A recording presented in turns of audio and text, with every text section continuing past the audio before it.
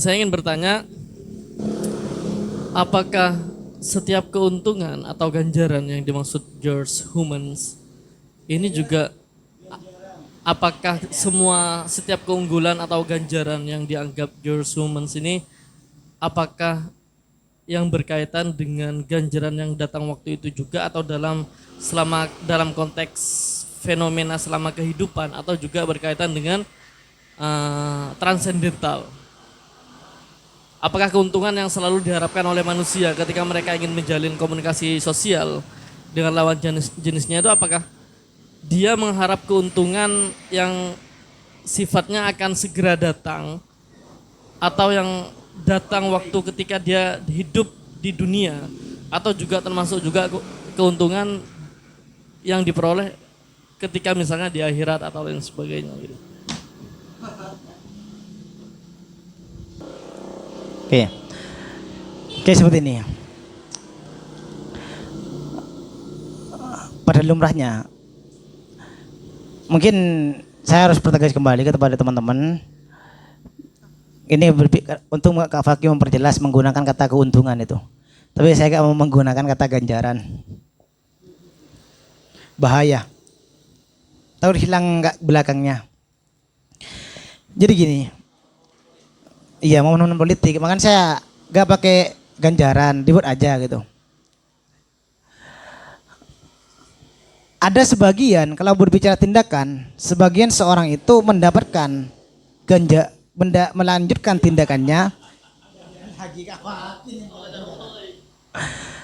saat dia itu mendapatkan keuntungan saat itu juga. Dalam artian apa? Dia akan mendapatkan keuntungan saat dia melakukan hal itu, dia akan mengulanginya karena dia mendapatkan keuntungan.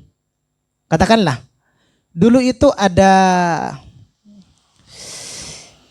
salah satu orang yang bergabung di sini itu, yang perempuan itu Kak, yang sempat bilang kayak kajiannya S2 gitu.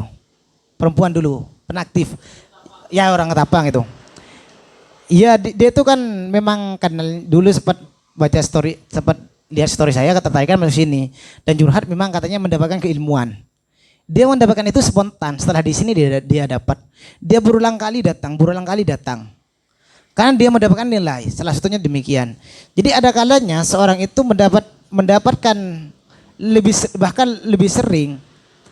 Tapi kalau dari bahasanya George Homan ini, dia mengatakan secara spontan itu, dia mendapatkan ganjaran apa yang dia lakukan, sehingga ada kecenderungan untuk dia melakukan hal yang serupa, kecenderungan dia melanjutkan dari tindakan itu.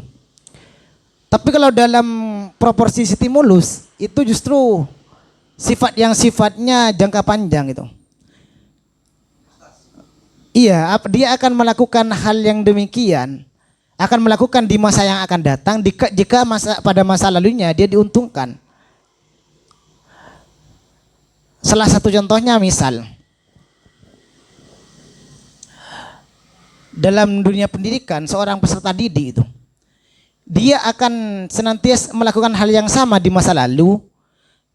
Di masa yang akan datang, jika pada masa lalunya dia itu misalnya giat belajar dan dia mendapatkan nilai yang memuaskan itu kan apresiasi dari seorang pendidik itu. Dia akan melakukan hal yang sama di masa yang akan datang, kendati pun itu tidak serta-merta langsung didapatkan. Dia butuh 1 tahun. Dan kalau yang sifatnya transendental itu, atau sifatnya itu yang kalau bahasanya Mas Faruk tadi itu akhirat itu, saya kembalikan ke perkataan Khoman tadi yang saya katakan bahwasanya itu semua berangkat dari keyakinan itu. Berangkat dari keyakinan. Faruk melanjutkan yang dia lakukan demikian karena dia memiliki keyakinan bahwasanya di masa depan itu, katakanlah di akhirat, di hisab itu, dia bisa masuk surga dengan dalil sandalah gitu. Bisa demikian itu. Tapi sebelum itu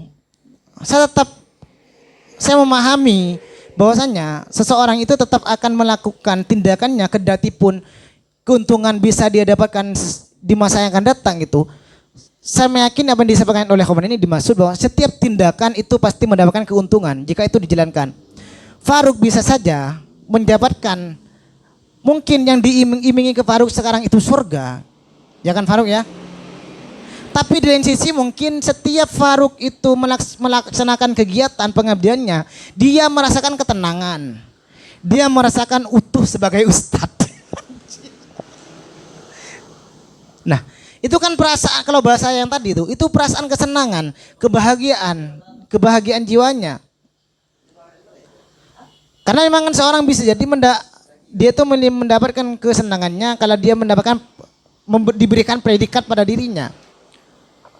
Kalau sepengalaman saya dulu waktu ditugaskan, panggilan ustadz itu udah penghargaan itu. Iya dulu kan juga. Bahkan kalau gak dipanggil ustadz itu rasanya kita rendah banget gitu. Jadi kalau melihat yang demikian itu bagi saya itu, kendati pun keuntungan yang akan didapatkan oleh pribadi itu masih di masa yang akan datang, jika dia menikmati, dia merasa bukan dia mendapatkan nilai dari apa yang dia lakukan, dia akan senantiasa terus melakukan hal yang demikian, meskipun dalam garis besarnya keuntungannya itu hanya akan didapatkan di masa yang akan datang, bukan saat ini juga itu. Ya mungkin di masa yang akan, iya, ya, juga bisa aja. Tapi meskipun iming-imingnya misalnya keuntungannya itu di masa yang akan datang, katakanlah akhirat Kak. Tapi seseorang itu akan tetap melaksanakan hal yang demikian jika dia mendapatkan nilai itu. Misal sih, proporsinya ini belum selesai sih sebenarnya. Oke. Di sini kan, oh ya saya lupa. Di poin B tadi itu kita membahas tentang proposisi, saya ulang, proposisi nilai itu. Jika dia mendapat hal yang positif pada dirinya itu, dia akan melanjutkan apa yang dia lakukan sebelumnya itu. Mungkin apa yang kita lakukan sebelumnya, apa yang diiming-imingi akhirat tadi itu, dengan kita melaksanakan ibadah untuk akhirat tadi, kita merasa ada aura positif pada diri kita. Ketenangan, selain ketenangan pribadi, kita merasa semakin terjaga, perbuatan kita semakin, ya itulah gitu simpelnya itu. Mungkin silakan kan.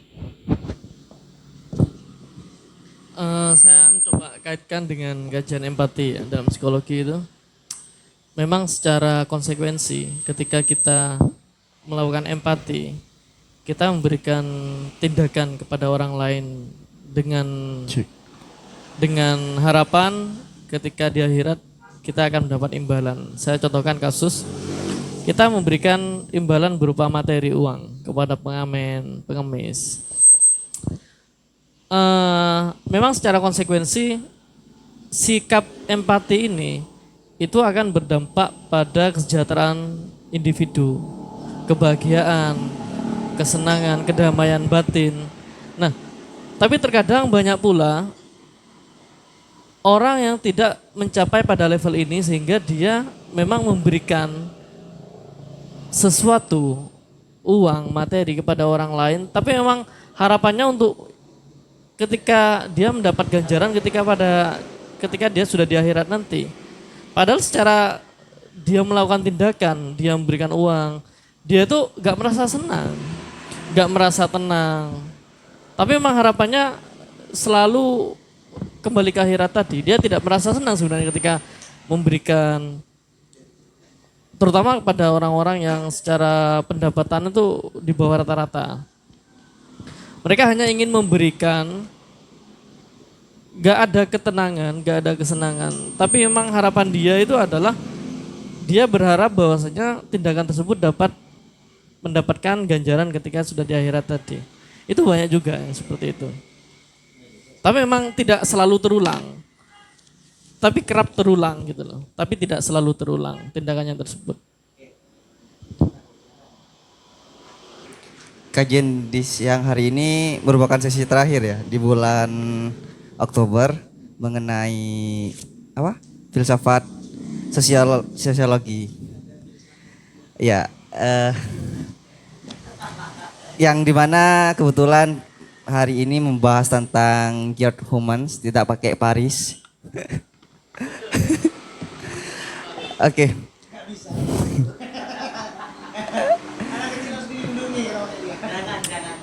Cuman ada beberapa poin yang cukup menarik saya untuk merenungkan sedikit dari apa yang disampaikan dari magnum opus dari George itu sendiri tentang perilaku sosial ya. Cuman yang saya ingin tanyakan kepada pemantik, kira-kira kalau apa yang disampaikan tadi, seseorang itu apa yang namanya relasi, ya katakanlah relasi antara seseorang dengan individu orang lain ataupun seseorang dengan satu kelompok itu tidak akan berjalan lancar kecuali tidak ada timbal balik yang feedback yang sama-sama diuntungkan gitu.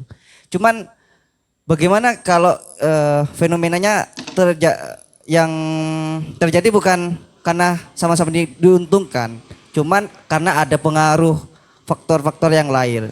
Semisal kayak halnya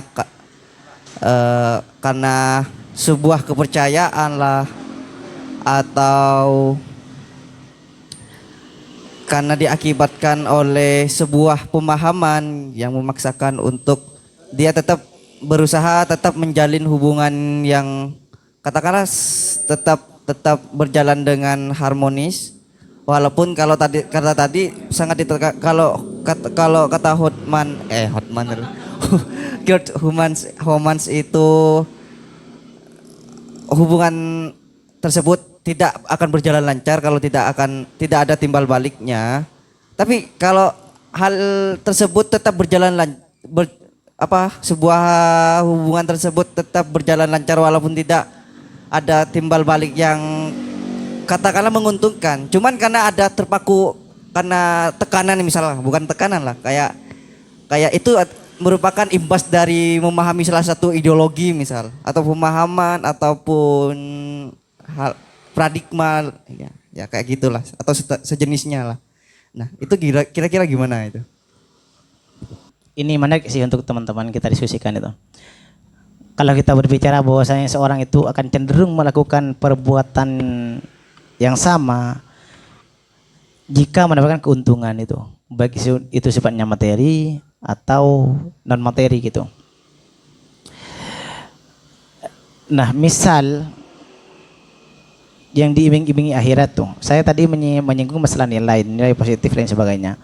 Tapi ada orang yang bahkan dia itu memberikan kepada pengemis, biasanya ada pengemis kan, terus diberikan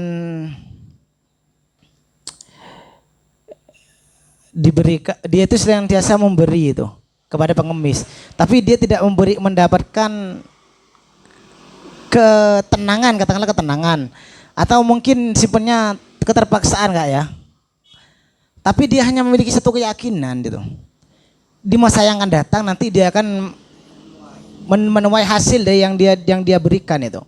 Oke. Kalau saya mungkin nanti bisa kita diskusikan, tapi saya juga harus menagih punya Nanang. Itu kita mungkin tetap akan terpaku ke apa yang dikatakan oleh Homan tadi itu. Sempat saya singgung kan masalah tergantung keyakinan dari seseorang. Seorang itu jika meyakini apa yang tindakan yang dia dapatkan itu mendapatkan hasil imbalan, dia akan melakukannya itu. Tapi jika dia tidak mendapatkan hasil itu, dia tidak akan melanjutkannya itu.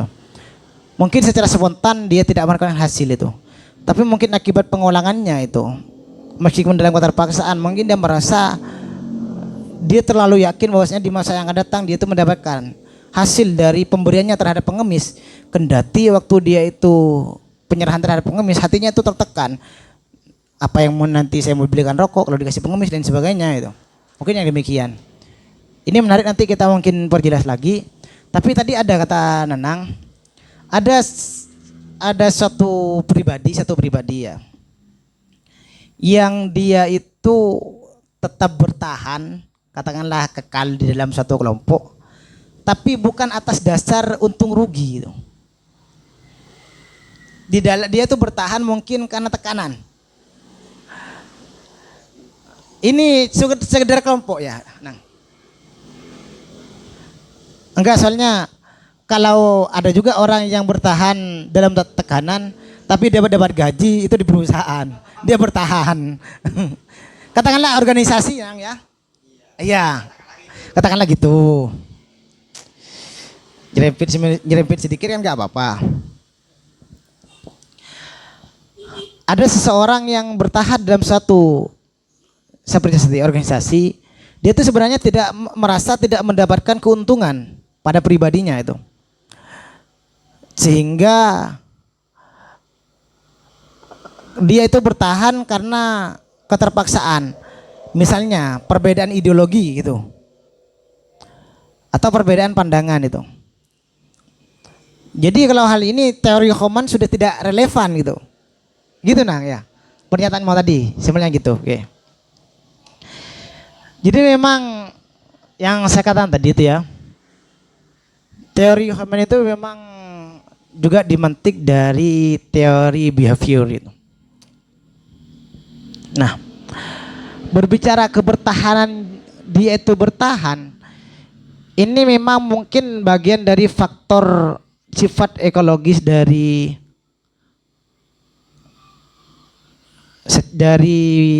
yang dimaksud pertukaran sosial itu. Bahwasanya bisa jadi lingkungan itu bisa mempengaruhi dirinya itu. Tapi justru dia tidak terpengaruh sama sekali, bahkan tidak mau menetap itu. Mungkin ada, ini lumayan seru ini. Ada yang saya pribadi masih ngambang jawabannya. Teman-teman mungkin ada yang ingin menanggapi itu. Kalau faktornya misal kayak cinta walaupun sakit tapi bersih bertahan kan goblok gitu. Kan banyak kebanyakan gitu. Iya kan fakta sosialnya kayak gitu masa muda-mudi sekarang. Goblok. Ada seorang yang bertahan misalnya dalam satu kelompok, katakanlah organisasi itu. Dia bertahan bukan karena dia mendapatkan keuntungan itu. Dia bertahan karena tekanan. Dia tertekan bertahan di sana. Mungkin hanya karena persoalan ideologi gitu. Atau lain sebagainya itu. Jadi kalau sekali itu kan seakan-akan sudah melenceng atau menyimpan dari pemikiran Kaspar Hartman itu mengatakan bahwasanya kekekalan suatu hubungan atau seorang itu bertahan kalau dia mendapatkan keuntungan gitu.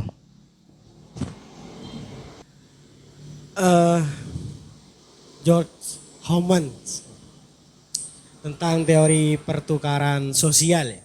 Saya kira teori pertukaran sosial itu adalah bagaimana dengan individu itu berinteraksi entah dengan individu yang lain ataupun kelompok-kelompok yang lain. Jadi seperti itu. Yang menjadi persoalan adalah bagaimana dia itu bertahan dalam lingkungan tersebut, kan seperti itu. Nah, barusan dijelaskan bahwa ada beberapa proposisi yang mana proposisi ini saya mencatatnya itu terbentuk menjadi 3 hal. Ada proposisi sukses, ada proposisi nilai, value, dan juga ada proposisi stimulus. Nah, yang agak menarik itu di perihal proposisi sukses. Karena yang menjadi pertimbangan adalah, ya mohon maaf, pemantik itu membicara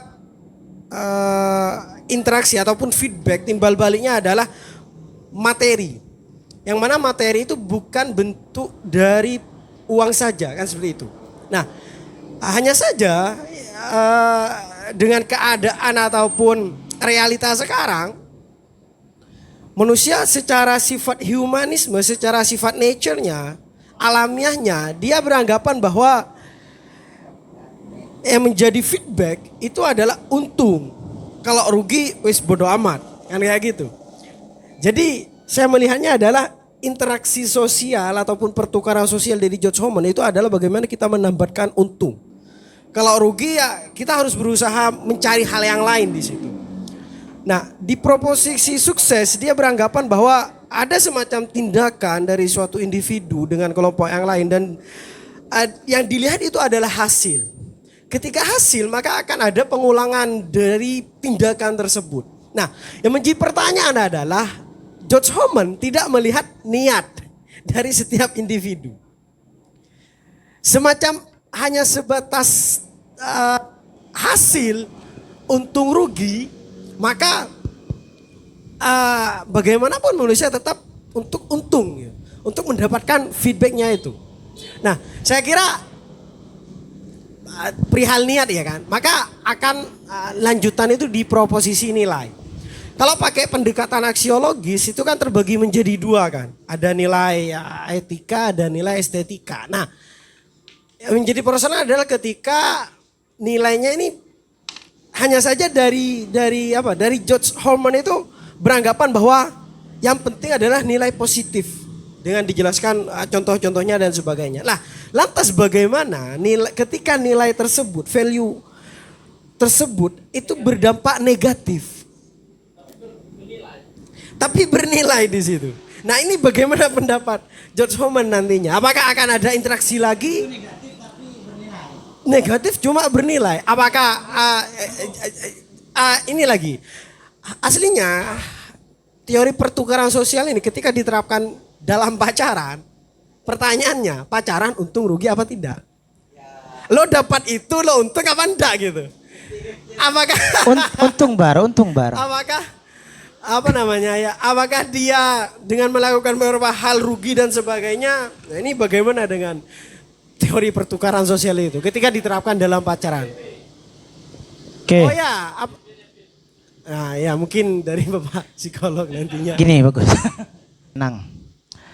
Dalam satu kelompok itu, jika ada seorang yang sudah merasa tidak nyaman atau bahkan merasa tidak diuntungkan, hanya akan ada dua kemungkinan itu. Pertama keluar, kedua melawan, atau bahasa simpelnya menjadi benalu. Keluar, bertahan sebagai benalu atau keluar. Karena kalau Nanang tadi menjawab sebenarnya sih, kalau gak cinta itu, kalau dia tuh mengatakan cinta tapi sering disakiti tapi masih bertahan, itu goblok itu. Sama kayak gini, dia sudah merasa tidak nyaman, tidak mendapatkan keuntungan apa-apa di organisasi, dia bertahan, berarti dia juga goblok itu. Nah, maka kondisi yang demikian itu hanya dua kemungkinan. Kemungkinan pertama itu dia bertahan, kemungkinan kedua dia keluar. Tapi yang paling besar biasanya ya, coba kita lihat realita sosialnya. Kalau saya sering menemukan yang kayak gini, kalau seorang sudah merasa tidak nyaman dengan kelompoknya atau merasa tidak mendapat keuntungan, biasanya dia keluar. Kedua, dia bertahan tapi sebagai benalu. Biasanya kayak gitu kan. Nah, yang demikian itu, ini sekaligus menjawab pertanyaan yang dimunculkan Faruk. Bagaimana kalau ada tindakan negatif tapi itu dianggap bernilai itu? Dalam keuntungan negatif tapi itu bernilai misalnya. Jadi gini, di poin 6 itu ada yang namanya proposisi proposisi agresi pujian itu. Memang biasanya gini, ada seseorang yang sudah melakukan tindakan tapi dia itu tidak mendapatkan keuntungan atau imbalan apa-apa. Karena itu, kan secara simpelnya dia tidak mendapatkan nilai apa-apa, gitu ya. Maka itu dia malah menjadi agresif, dia menjadi pemarah, berkatakanlah ngamuk dan sebagainya, menjadi benalu tadi. Justru dengan demikian dia merasa paling lebih bernilai. Justru dengan demikian dia bernilai. Jadi sama kayak gitu. Itu kan salah, Ruk. Perilaku yang demikian itu salah, tapi dia merasa bernilai karena kenapa? Kalau bahasanya Joker itu gimana? Gimana yang itu? Orang jahat, iya, jadi orang yang baik yang tersakiti. Jadi karena itu menjadi dia lebih anggap bernilai. Kenapa demikian? Karena yang demikian itu dia merasa diuntungkan. Diuntungkan gimana? Diuntungkan karena dia bisa balas. Nah, dan selanjutnya itu. Jadi kecenderungan yang demikian itu menciptakan, kalau kayak tadi itu, katakanlah Faruk bahkan menyinggung pacaran. Mungkin hal yang sifatnya negatif ya Ruk ya. Hal yang sifatnya negatif, nilainya negatif, tapi menguntungkan itu. Bisa jadi kan si cowok yang selalu diporotin itu, tapi dia tidak mendapatkan keuntungan apa-apa misalnya. Diporotin terus. Kalau ada kasus kayak gitu, ingat kata tukang tambal ban. Waktunya diganti.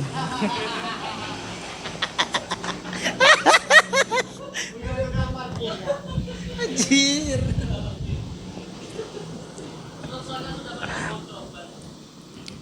Itu mungkin yang ganti aja ya. Yang dikatakan oleh siapa itu?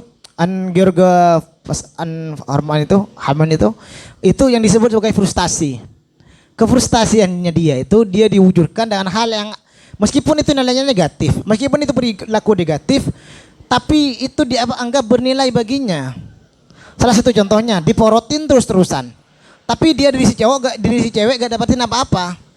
Maka salah satu keuntungannya dia mendapatkan mainan gitu ya Akbar.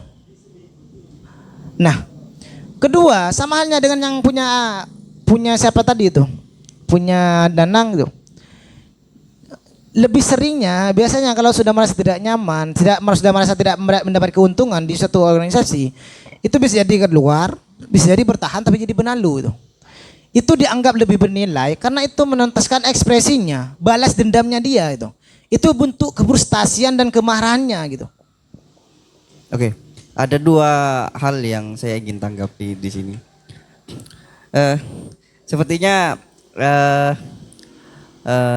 dari salah satu kajian sore hari ini ada faktor yang tidak sama sekali disinggung oleh George Homans ini, yakni kalau saya boleh bilang itu kayak sektor psikologi, psikologi, ya. Katakanlah kan sekarang itu ada yang tidak asing lagi bagi kita untuk didengar, yakni kayak kepribadian ekstrovert ya. Ya misal kan itu memang adalah sebuah perbedaan ya, yang dimana kepribadian introvert itu kan cenderung menghindari keramaian gitu. Nah, kan hal itu kalau kita mencoba mencoba kaitkan dengan kajian di sore hari ini tentang perilaku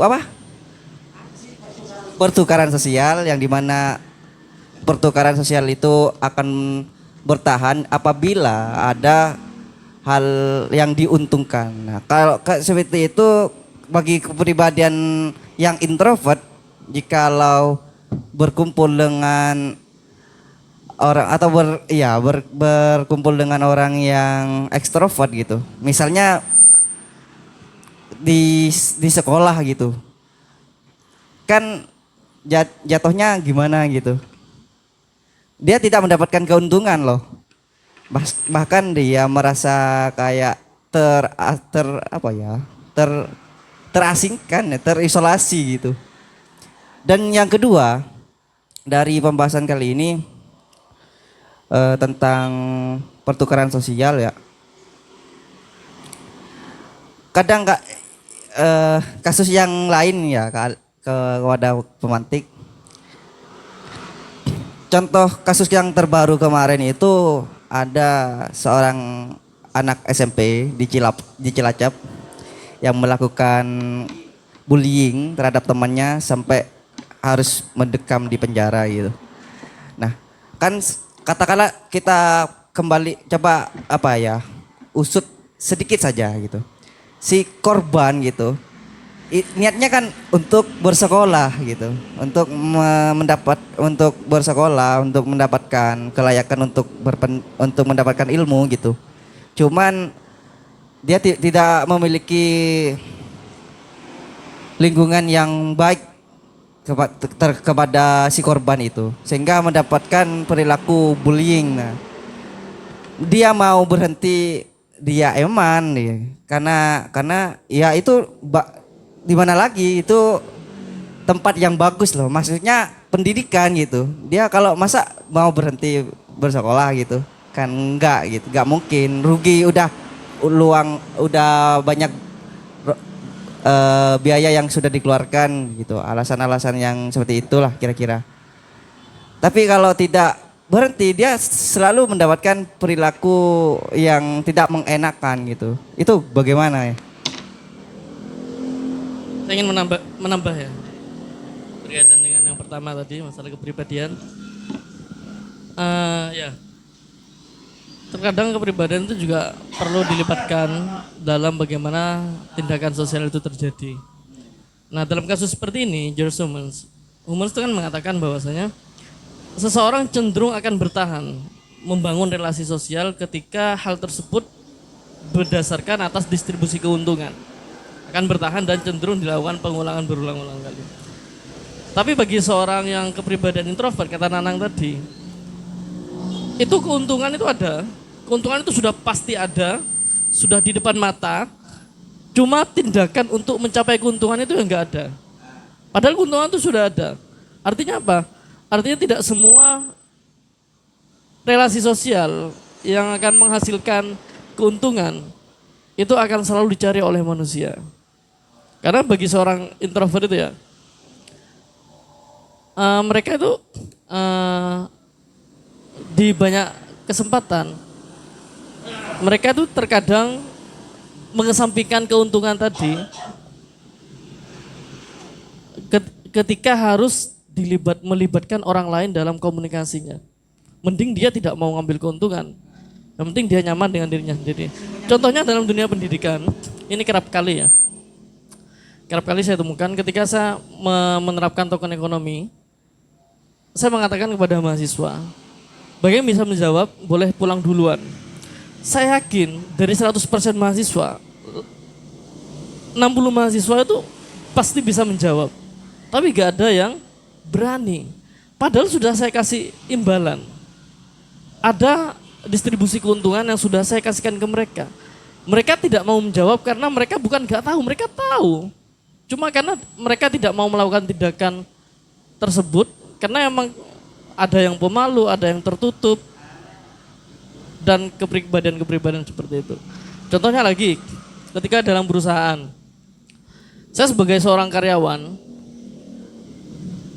tahu ada salah satu mitra yang ingin bekerja sama dan itu sangat menguntungkan perusahaan saya. Tapi saya menolak untuk melakukan kerjasama karena saya cenderung cemas ketika melakukan interaksi dengan dia. Padahal dia sudah, bagi saya ketika saya mengiyakan menjalin relasi, saya pasti akan membuat perusahaan saya ini semakin berkembang. Tapi saya tolak itu karena saya gak nyaman ketika saya berinteraksi dengan dia gitu. Tadi Nana sempat menyinggung bahwasanya George Humans ini tidak memperhatikan individu gitu. Maka itu salah sebenarnya. Karena dia itu sudah saya katakan tadi, dia itu berangkat dari kritiknya terhadap Emil Durkheim itu tentang fungsionalisme struktural itu. Dia justru bahkan memang fokusnya ke pribadi, sehingga bisa dikatakan ini lebih rinci yang ketimbang pembahasan tentang social behavior itu, interaksi sosial itu. Bagi Homan itu bahkan yang lebih penting itu adalah main ketimbang body itu. Tentang kepribadian seorang ketimbang fisiknya itu. Juga lebih berharga ide itu ketimbang materi itu. Dalam hal ini itu menunjukkan bahwasannya dia itu juga berbicara hal yang sifatnya pribadi itu. Karena dia berbicara sesuatu yang sifatnya pribadi, maka di situ dia berkata membahas tentang kepribadian atau pertukaran sosial tadi. Bahwasanya seorang pribadi itu akan menetap kalau dia itu akan mendapatkan keuntungan itu. Nah, hal itu dibuktikan juga bahwasanya saat kita berbicara tentang proposisi tadi, tidak hanya berbicara tentang sesuatu yang sifatnya materi, tapi berbicara juga sesuatu yang sifatnya non materi, termasuk nilai tadi itu. Nilai kan sesuatu yang sifatnya internal, benar-benar internal pada diri manusia itu. Dia benar-benar merasa nyaman di sana, dia benar-benar merasa itu hal positif atau pada dirinya, maka itu akan dia lanjutkan. Tapi jika tidak, itu tidak akan dia lanjutkan. Nah, kalau kita coba studi kasus misalnya tentang kasus bullying tadi itu. Bagaimana dengan kepribadian introvert itu? yang mungkin itu jelas tertutup itu. Dan mungkin kepribadian, tapi tidak bisa dimungkiri kan, seorang yang dengan kepribadian introvert dia juga akan berkalkulasi tentang untung rugi atas apa yang dia lakukan. Cuma memang ada semacam tabir penghalang untuk dia mengambil keuntungan dari apa yang akan dia lakukan gitu. Nah, yang demikian itu karena memang tadi ada kalau itu menyinggung persoalan merasa tidak nyaman, padahal itu jelas-jelas menguntungkan gitu. Nah, justru saat ada narasi ketidaknyamanan itu sudah menggambarkan ada narasi negatif itu. Ada nilai negatif yang dia rasakan itu. Kalau dalam hal perusahaan misalnya, itu persoalan kenyamanan pribadinya. Dia mendapat keuntungan secara materi, tapi secara non materi dia tidak mendapatkan keuntungan. Karena tekanan secara batin, kok merasa was-was dengan orang itu, padahal keuntungan perusahaan saya bisa besar kayak gini. Nah. Cuma memang saat dibenturkan seperti persoalan siswa tadi itu, iya dia tahu dengan dia senantiasa dia bersekolah, dia akan mendapatkan keuntungan berupa hal yang sifatnya materi, yakni ilmu, pengetahuan dan sebagainya. Tapi itu serba salah. Manakala dia masuk, dia dibully, tidak masuk, dia tidak mendapatkan keuntungan itu. Bagaimana teori Kahneman itu berbicara tentang hal ini itu? Oke.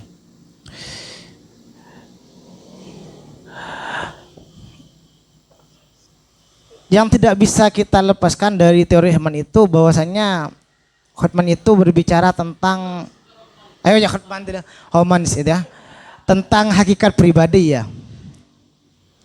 Bahwasanya sifat dasar manusia itu tentang nasur itu, manusia itu sendiri menjadi karena ini berbicara tentang perhatian pribadi itu.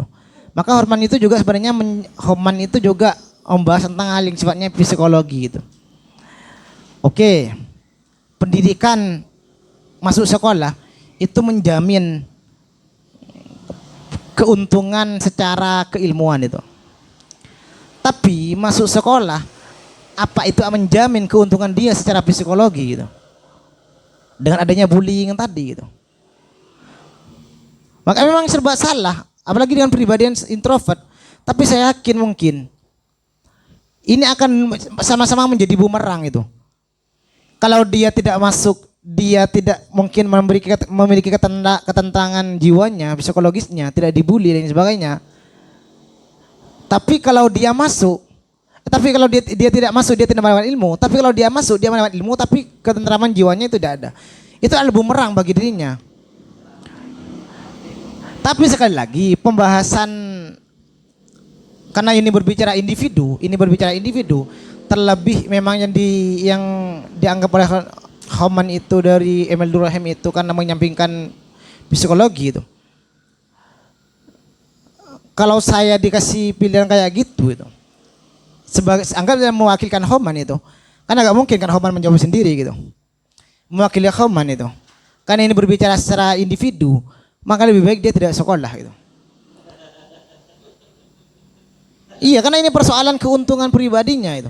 Buat apa dia berilmu tapi jiwanya tertekan itu, pada akhirnya bunuh diri gitu. Mungkin itu di saya. Yang lain?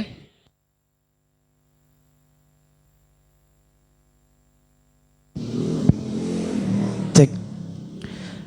Saya akan closing dengan beberapa pernyataan dari Kahneman itu.